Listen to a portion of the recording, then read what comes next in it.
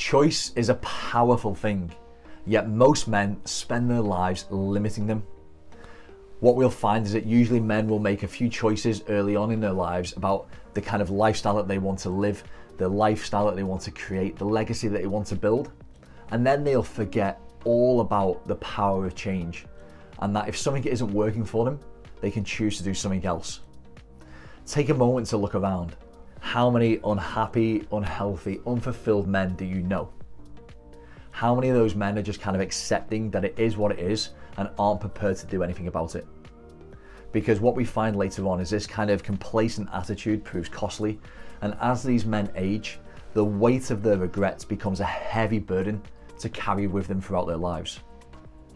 And if I paraphrase Newton's first law of motion, it says that an object at rest stays at rest, and an object in motion will continue unless it's acted upon by an external force.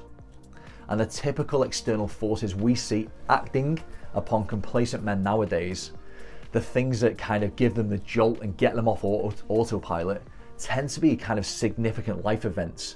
They can be things such as divorce, can be a kind of a career or business failure, a health scare, a midlife crisis, even a birthday with a 0 in it. But what's important to recognize here is that the difference between these men, perhaps you're one of them, and what Newton references as an object is that you don't need to be acted upon in order to change. All you have to do instead is simply choose to change, to make a decision, to disrupt the status quo that you've created in your life and start creating something else. But most men won't or don't do this. But do you really want to be most men? As the years pass you by, do you really want to get to a stage in your 40s or early 50s and think, how the did I end up here? I suspect that's not the case.